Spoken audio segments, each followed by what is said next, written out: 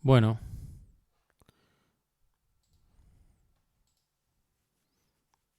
vamos a ver Naive Bayes discreto aplicado a clasificación de texto. Básicamente, la idea es construir un clasificador bayesiano que a partir del cual yo lo que puedo hacer es obtener la probabilidad de cada una de las clases. Estas clases pueden ser spam o ham, o sea, un problema de clasificación binaria, o podría ser una clasificación de sección dentro de algún tipo de sistema de publicaciones, por ejemplo, que distinga publicaciones de ciencia, de economía, con respecto a economía y con respecto a política, etcétera. O podría clasificar autores. Por ejemplo, yo le podría dar una obra y que me diga si pertenece a Cervantes o si pertenece a Borges. Estas son las distintas clases, ¿no? Por ejemplo, Cervantes, Borges, vamos a poner Bioy Casares. Entonces, bueno, acá tenemos un problema de clasificación binaria y acá tenemos un problema de clasificación enearia. Acá vamos a adentrarnos nosotros en este problema, en un problema de clasificación en secciones de 20 secciones distintas. Y bueno, acá podría yo poner varios autores y ver y que clasifiquen varios autores que podrían ser. Acá son 3, podrían ser más. Bien. Entonces, y lo que va a decirme es si pertenece a Spam o Ham, o si pertenece a ciencia, economía, política, religión, arte, etc. Y esto, lo que vamos a poner acá, esto es el documento propiamente dicho, es una representación del documento. Por ejemplo, en nuestro caso, X sub I va a ser la palabra iésima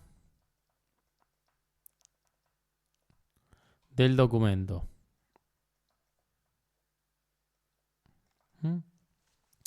Entonces, para hacer un clasificador, a nosotros lo que nos va a entender, lo que vamos a necesitar es poder modelar cuál es la probabilidad de cada una de las clases, dado que estoy observando que el corpus, que el documento tiene las palabras x1, x2 hasta xn. Como lo vamos a hacer en un marco bayesiano, esto lo podemos reescribir como la probabilidad de que ese documento haya sido generado dado que yo sé que el documento pertenece a una clase particular. ¿Sí? Esto es lo que se llama likelihood. O sea, esto de alguna forma lo que hace es me modela cómo se fueron generando o cómo se generó el documento. Esta va a ser la probabilidad a priori. Bueno, esta probabilidad básicamente lo único que va a decirnos es en qué proporción aparece cada una de las clases en el corpus que yo voy a analizar. Y bueno, y sobre esta de acá ya vimos que es un factor de normalización y básicamente lo que tiene es los numeradores priori likelihood de todas las clases que puede tomar la variable aleatoria y como para que la suma de esta probabilidad a lo largo de todas estas i me dé 1. Entonces, bueno, esa sería el esquema bayesiano. Esta es la probabilidad a posteriori.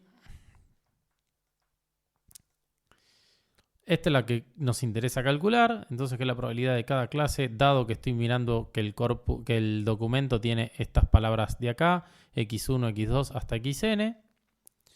Esta probabilidad de acá es la a priori, es decir, sin mirar el documento, que el contenido del documento, cuál es la probabilidad de que pertenezca a cada una de las secciones, y esto es lo que nos va a modelar cómo es la probabilidad de tener un documento determinado con palabras x1, x2 hasta xn, dado ¿sí? en el contexto de cada una de las clases.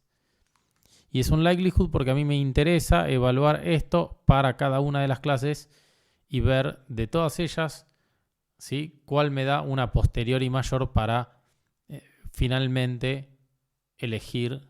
¿sí? Entonces lo que vamos a hacer es vamos a decir que el i que nosotros vamos a elegir va a ser igual a larg max de todos los i que vamos a estar evaluando acá de la probabilidad de i dado x1, hasta xn. Entonces yo voy a ir variando este i y aquel i que me maximice esta probabilidad va a ser el que yo voy a devolver como resultado.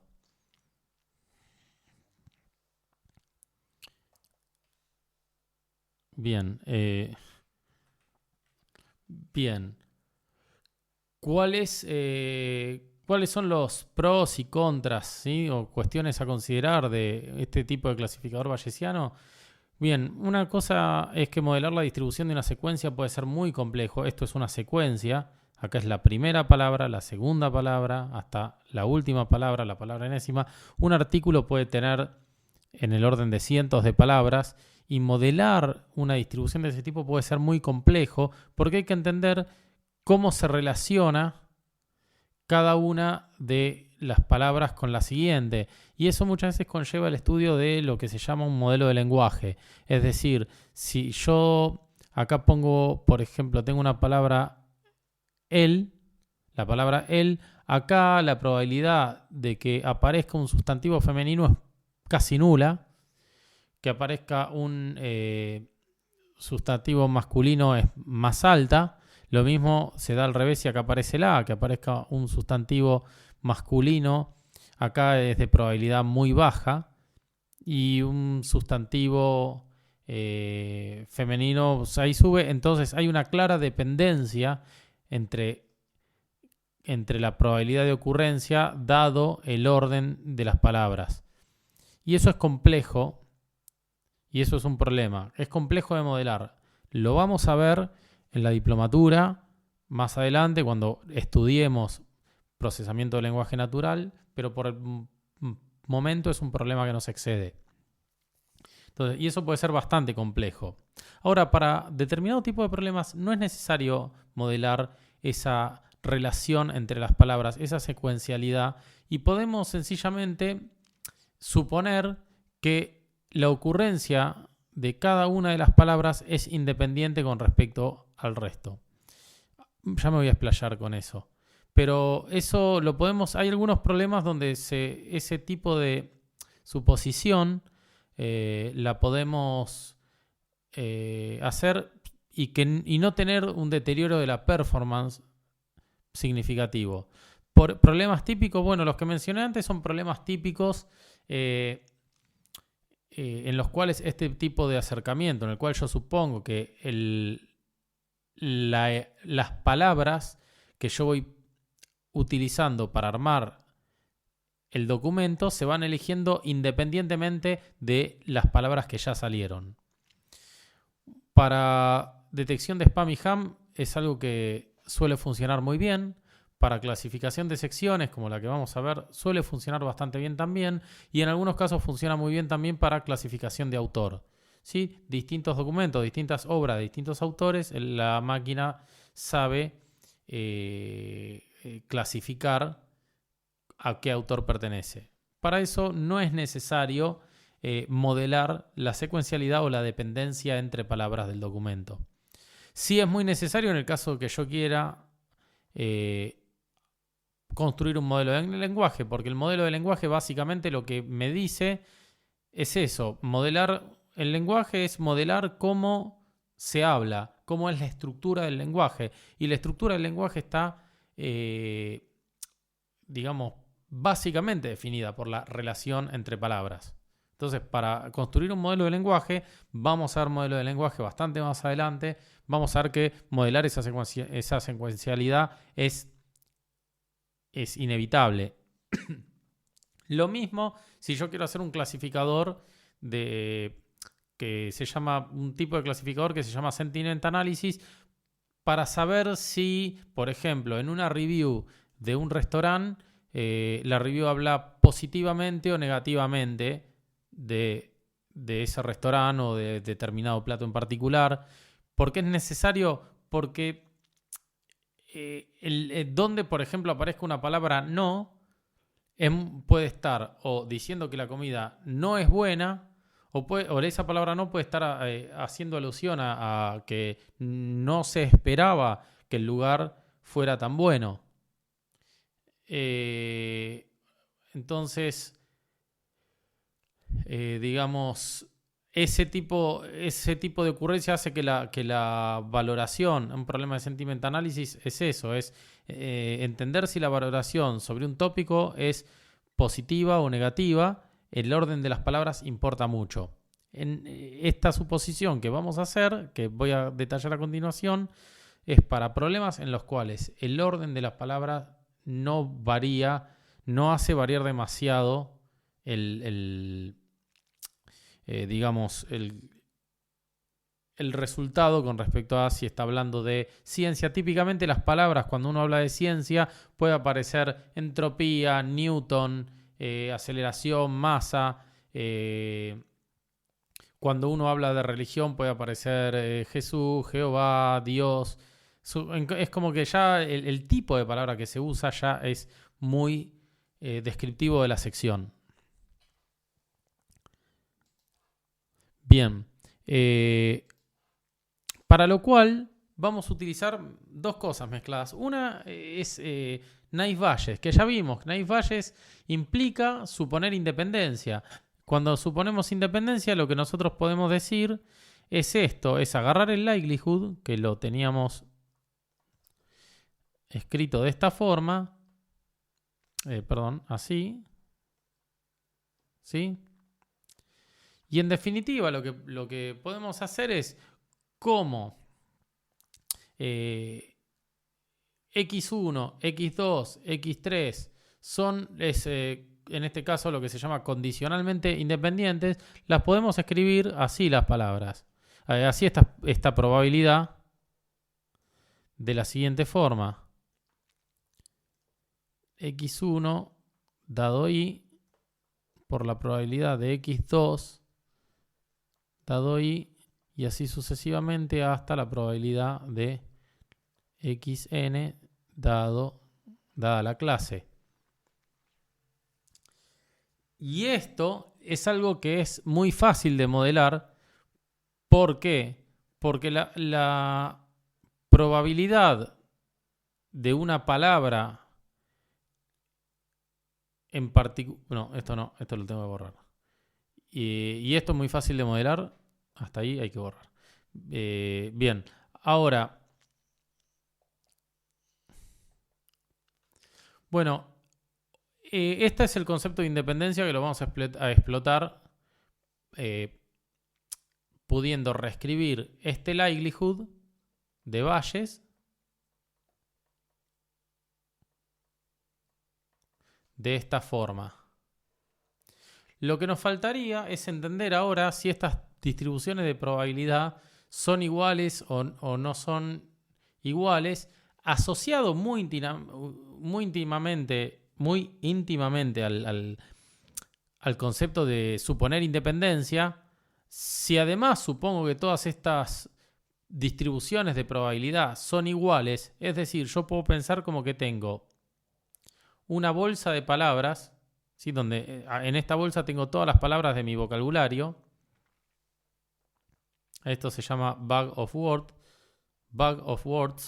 y yo voy sacando de esta bolsa con una distribución dada por P de X y dado Y, que son todas iguales, voy sacando aleatoriamente, ¿sí? Palabras al azar. Y con eso voy construyendo la oración. Entonces, como son independientes, bueno, yo voy a tener una distribución de probabilidad que me va a decir, me va a dar la probabilidad para cada una de las palabras, una distribución categórica. Yo voy sacando con esta distribución y pongo la primera palabra. Entonces la primera palabra sale perro. La siguiente palabra sale, por ejemplo, color. La siguiente palabra voy sorteando y esto no va a tener ningún sentido. Es una hipótesis generativa. Recuerden que el likelihood lo que hace es darnos una hipótesis generativa de cómo se generan los datos, y la misma puede estar muy alejada de la realidad y no nos importa en la medida que los resultados sean buenos. En la medida que a nosotros los resultados nos sirva, si el modelo no acopla perfectamente con la realidad, para nosotros está bien igual. Entonces, tener, por ejemplo, la oración se rindió a sus pies, y tener la oración pies sus rindió a C. En este modelo son las dos igual de probables, porque voy a agarrar y voy a hacer la probabilidad para calcular el likelihood de esta oración dada una clase en particular. Voy a fijarme cómo es la distribución de esa clase y voy a hacer la probabilidad de C dado la clase por la probabilidad de rindió dada la clase por la probabilidad de A dado la clase, y así sucesivamente. Y multiplicar, como la multiplicación es conmutativa, hacerlo para pies su rindió a C o se rindió a sus pies, me va a dar exactamente lo mismo. Entonces, ¿es un buen modelo generativo? ¿Es un buen modelo a la hora de estudiar cómo se generan los datos y la dependencia en el proceso de generación? No, para nada. Pero vamos a ver que para estos casos particulares que hemos mencionado funciona bastante bien. Bien, entonces, dos cuestiones. La primera es esta distribución, ¿sí? O digamos, estas distribuciones son todas iguales, ¿sí? Y la otra es que la probabilidad de una palabra no depende de que aparezca una palabra, no depende de qué había antes. Entonces, independencia y misma distribución para todas las palabras independientemente del lugar en el que, de la oración en el que esté. Eso va a traer aparejado además que yo pueda simplificar esto. ¿Por qué? Porque en definitiva lo que voy a tener va a ser que lo que voy a poder escribir va a ser que lo siguiente. Voy a poder escribir que esto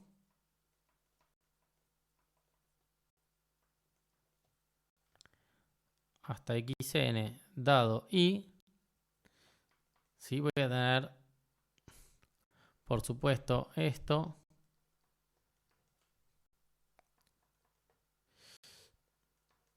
y hasta ahí. Entonces, si yo quiero entender,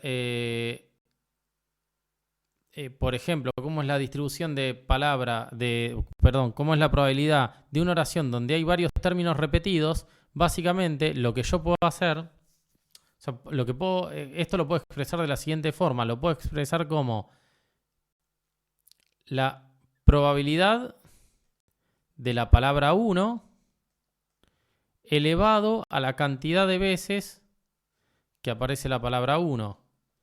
La probabilidad de la palabra 2 elevado a la cantidad de veces que aparece la palabra 2. Y así sucesivamente hasta la palabra del tamaño de vocabulario elevado a la cantidad de veces que aparece la última palabra del vocabulario.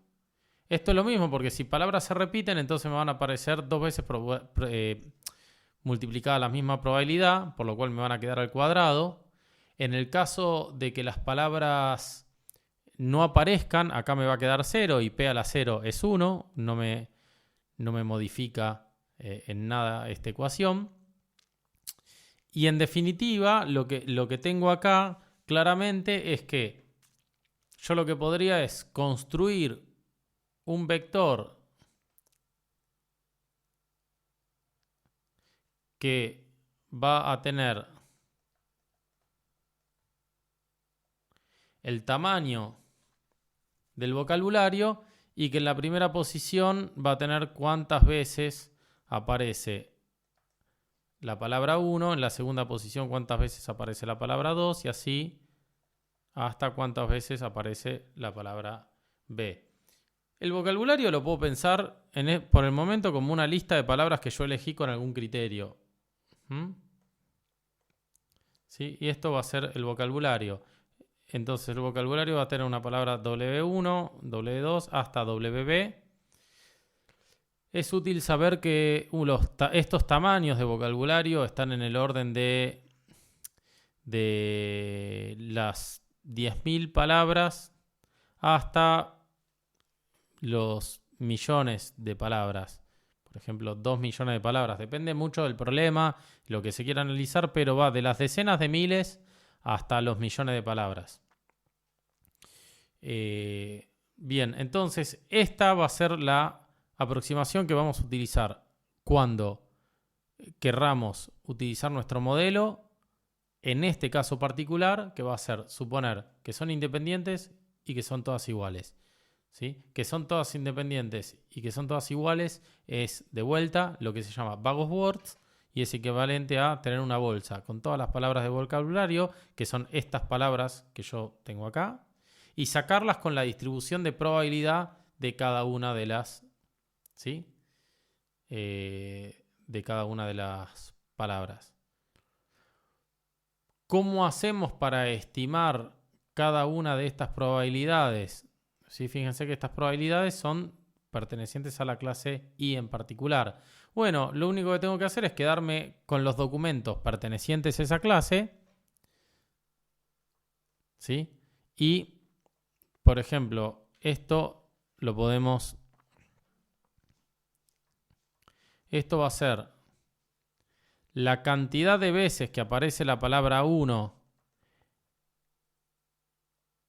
en la clase, ¿sí? Vamos a ponerlo así. La cantidad de veces que aparece la palabra 1 en una clase en particular, dividido la cantidad, lo vamos a poner así, y que esto en definitiva no es más que la cantidad de palabras total que hay en una clase, o sea, de todos los documentos juntos, ¿sí? Por ejemplo, todos los documentos juntos en esta clase en particular, en una clase en particular tienen 50.000 palabras y la palabra 1 en todos los documentos aparece 1000 veces, entonces esto lo puedo estimar como un 50avo. 1000 dividido 50.000.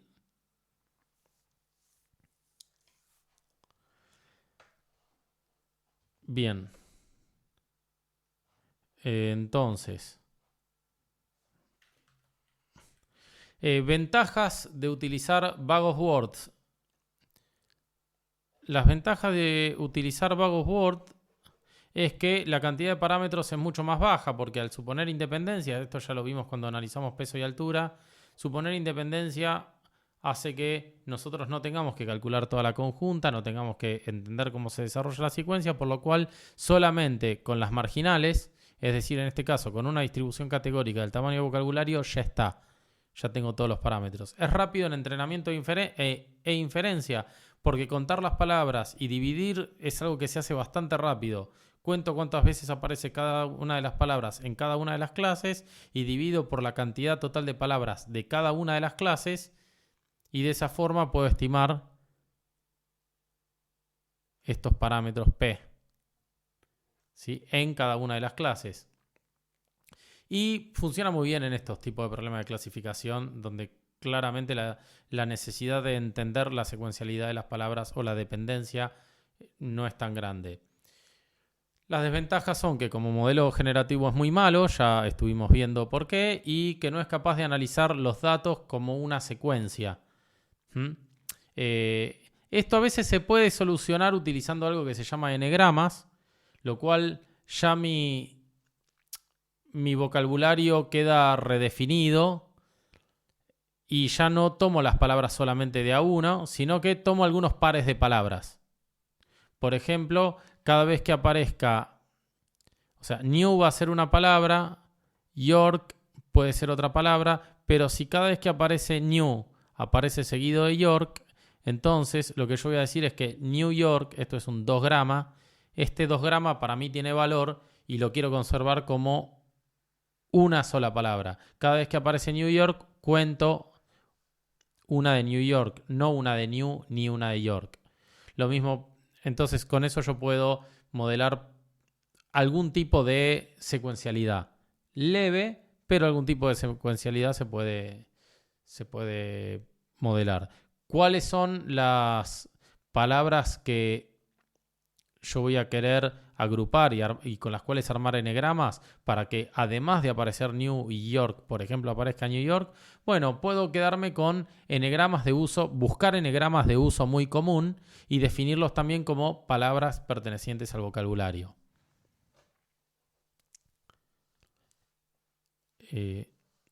Acá tenemos esto.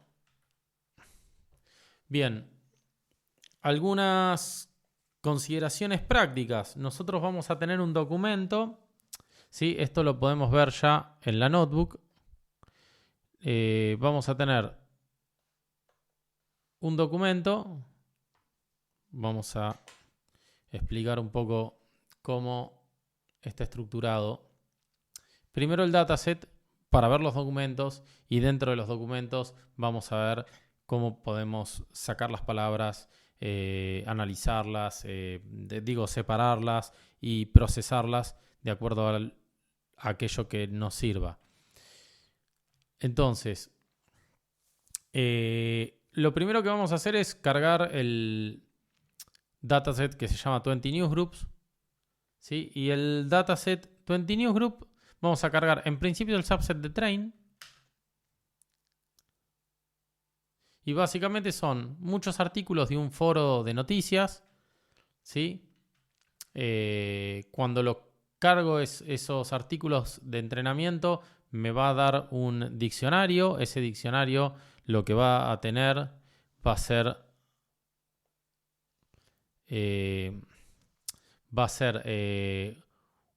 una entrada, ¿sí? Un key que se va a llamar data, que acá van a estar los artículos. Otro key que se llama target names, que esto básicamente es la descripción de cada una de las clases. Y target, que va a tener el mismo tamaño que data. Esto va a ser una lista con muchos textos y esta va a ser una lista con muchos números. Y estos números me van a decir a qué clase pertenece cada uno de estos artículos. Adicionalmente, con target names yo lo que puedo hacer es convertir estos números en las clases en particular a las que pertenece cada artículo para tener algún tipo de interpretabilidad sobre aquello que estoy viendo. Bien, entonces cargamos en 20train, tenemos el diccionario que les mencioné anteriormente. En 20train data habíamos dicho que es una lista con cada uno de los artículos. Y entonces hacemos un len de esa lista, nos va a dar la cantidad de artículos. Tenemos 11.314 artículos y por lo tanto vamos a tener que tener en target 11.314 anotaciones, números, que las podemos ver acá, que me dice a qué clase pertenece cada uno de los artículos. Asimismo, yo tengo target names, a partir de la cual yo puedo, por ejemplo, ver si es de, por ejemplo, el target para un artículo particular es 7, entonces yo puedo venir y hacer 1, 0, 1, 2, 3, 4, 5, 6, 7 y saber que el artículo habla de autos. Bueno, obviamente acá estoy chequeando que efectivamente son 20 categorías. Y acá una de las cosas que podemos ver es qué pinta tiene. Esto lo voy a mejorar un poquito para que se vea mejor.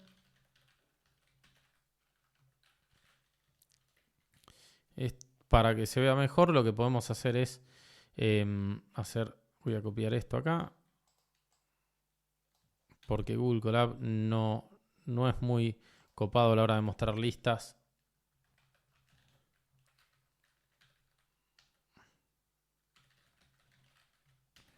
Entonces voy a mostrar el primer artículo con Pretty Print.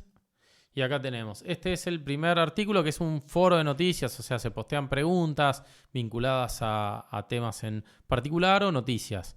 Bien, fíjense que acá este es el primer artículo, o sea, el artículo de índice 0 y el target es 7. Y si buscamos, antes como hicimos anteriormente, habíamos visto que era autos, y lo cual, si ustedes leen este corpus, este documento, perdón, van a ver que claramente está preguntando por un auto que vio y quiere saber qué tipo de auto es.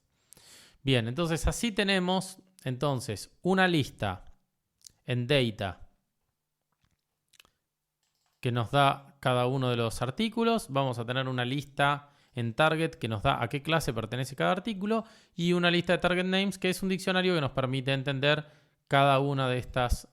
Es una lista que nos permite entender cada una de estas índices de target efectivamente a qué sección pertenece. Bien, ahora lo que nosotros podemos hacer a partir de esto para preprocesar, porque y darle un poco de consistencia a la estadística que vamos a levantar sobre el corpus, es hacer algunas cosas que son muy útiles, que vamos a revisar un poco, que es, por ejemplo, que haya palabras que tengan mayúsculas y minúsculas. En realidad a nosotros no nos cambia tanto si es mayúscula o minúscula. Entonces, una de las cosas que querríamos hacer, por ejemplo, es pasar todo a minúscula. Otra de las cosas que por ahí querríamos hacer, o que podríamos hacer, es eliminar todo tipo de símbolos extraños.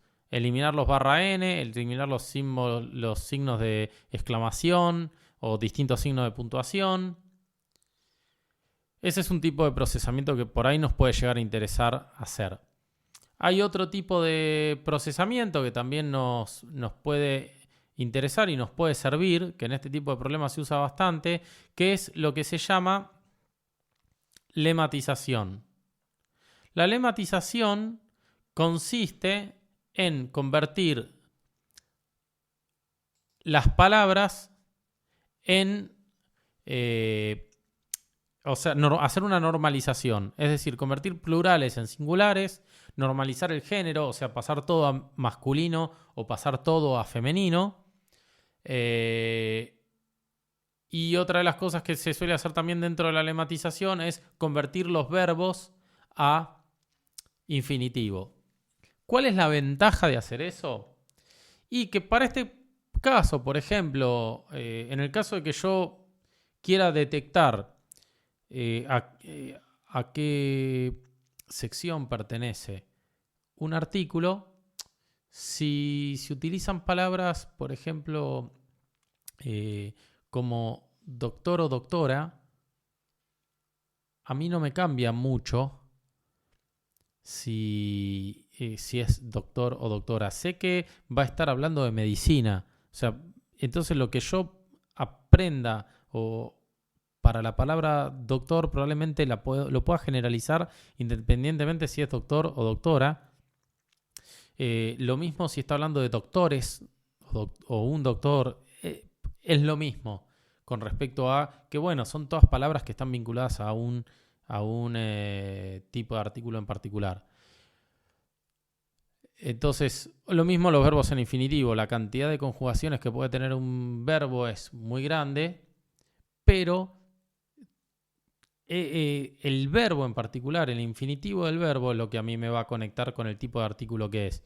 Entonces, reemplazar un verbo por su infinitivo también es una buena idea.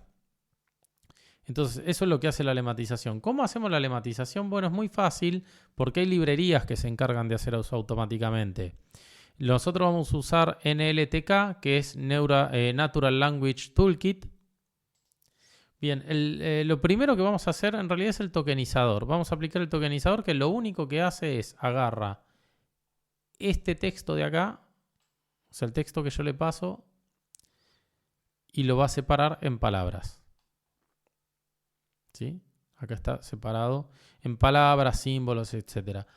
La elección del tokenizador es muy importante de acuerdo al problema que estemos tratando. Porque la elección del tokenizador es muy dependiente de si yo voy a tokenizar un tweet que va a tener emojis, si voy a tokenizar un cuento que va a estar estructurado de otra forma, donde por ahí los dos puntos van a tener una función en particular, o si estoy tokenizando código, ¿sí? Código de programación. Entonces, eso es algo que conviene investigar antes de ponerse a trabajar. ¿Cuál es el tokenizador que en general se usa para el tipo de aplicación que quiero implementar? Entonces, fíjense que luego, en esta línea de código acá, yo lo primero que hago es defino el tokenizador, voy a hacer word tokenize. Y luego voy a definir que el lematizador que voy a usar va a ser el WordNet Lematizer. También hay distintos tipos de lematizador. Eso es muy dependiente también de la aplicación, y lo que yo les recomiendo es que investiguen un poco cuál es el tipo de lematización. Sí, porque en algunos casos el género no se normaliza, en algunos casos el número no se normaliza, en otros casos no conviene pasar los verbos a infinitivo. Eso, y hay otras opciones además que no estoy mencionando. Pero bueno, lo primero que hacemos es, fíjense, en art vamos a guardar el primer artículo, que es aquel que visualizamos arriba. Y lo primero que vamos a hacerle al artículo va a ser tokenizarlo. Y acá vamos a imprimir el artículo tokenizado, que es esto que estamos viendo acá. Fíjense que ahora es una lista donde el primer elemento es from, el segundo elemento es 2 puntos, el tercer elemento es lerxt, el cuarto elemento es arroba, etc. Luego vamos a aplicarle la lematización. Para aplicar la lematización, lo que podemos hacer es, en este caso, solo al decirle esto, le estoy diciendo que solamente lematice aquello que sea un verbo. POS significa part of speech y la B es de verbo, o sea, solo va a cambiar los verbos a infinitivo. Para lo cual hago un list comprehension que va a recorrer cada uno de los elementos de esta lista que yo dejé en toc, que tiene estos tokens, y va a armar una nueva lista con cada uno de esos elementos lematizados. Fíjense, por ejemplo, que donde acá yo tengo un what car is this, esto es en la parte de artículo tokenizado, luego de la lematización dice what car be this. Entonces de esta forma cambié el is por el be. Bien, lo próximo, luego de la lematización que podemos hacer es eliminar stopwords.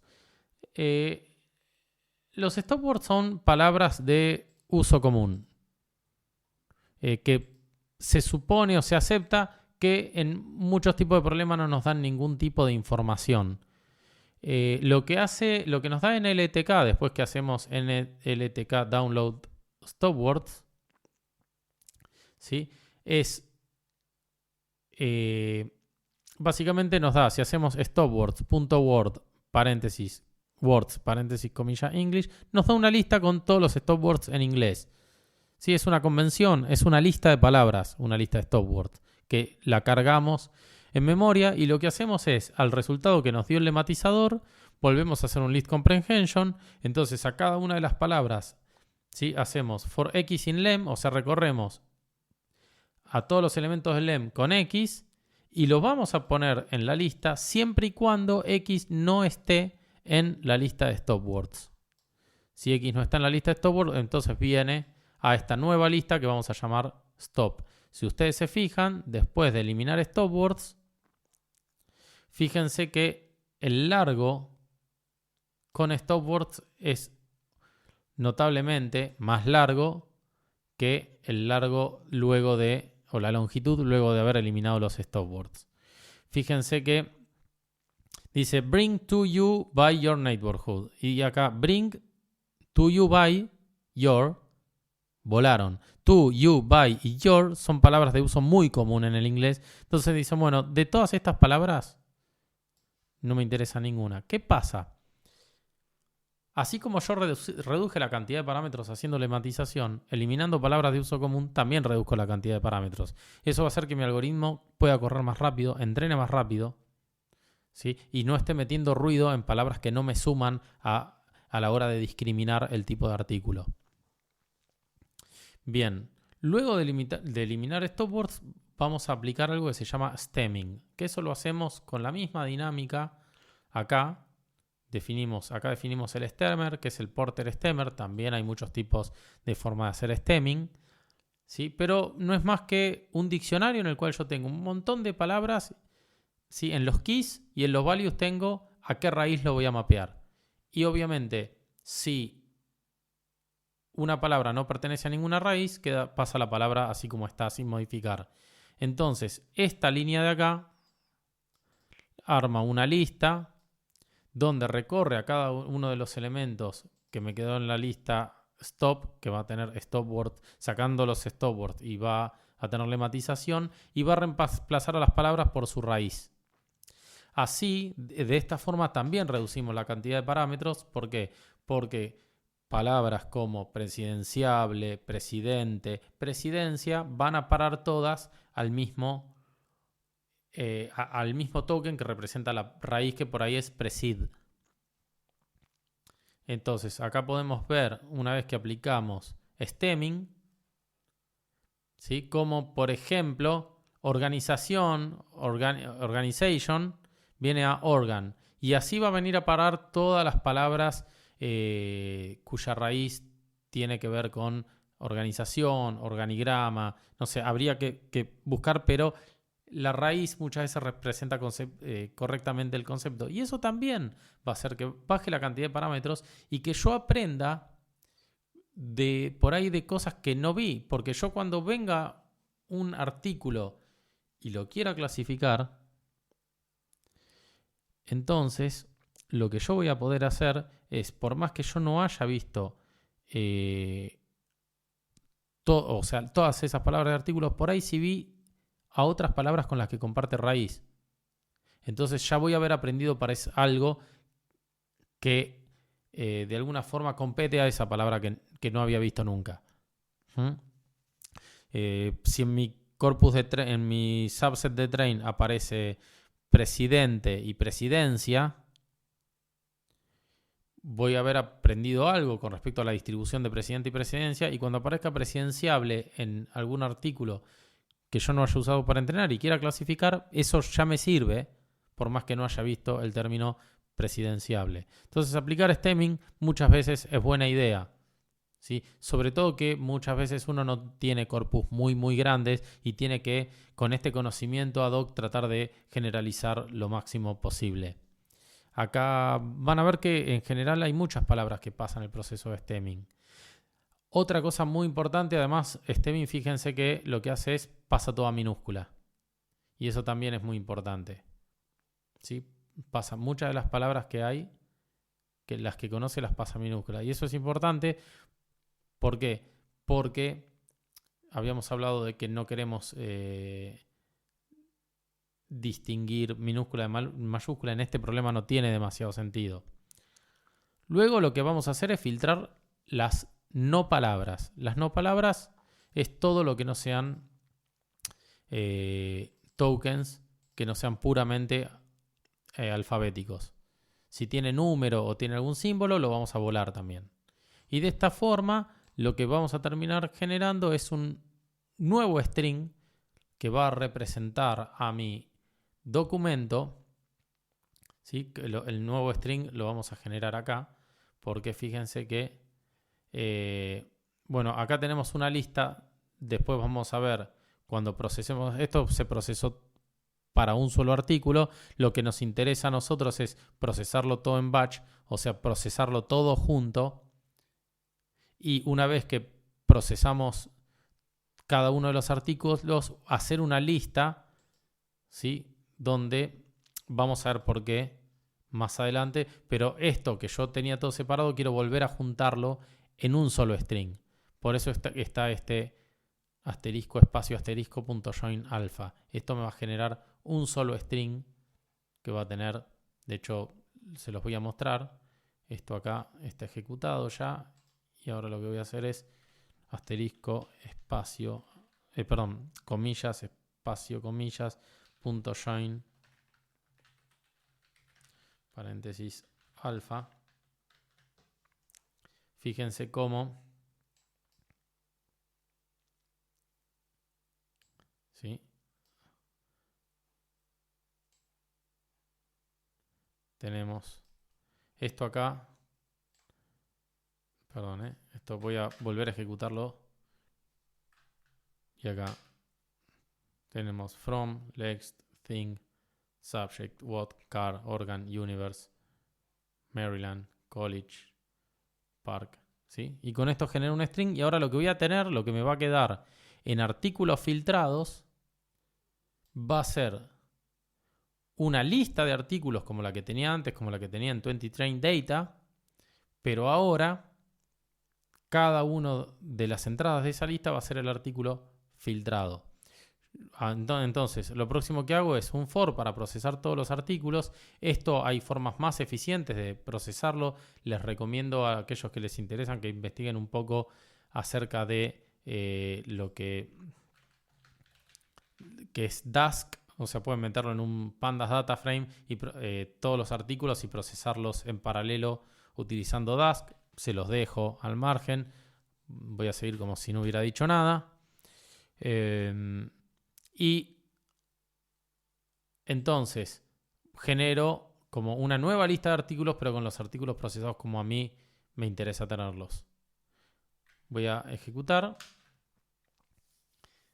Esto se va a quedar ejecutando y procesando cada uno de los artículos, construyendo esta lista de artículos filtrados, artículos preprocesados.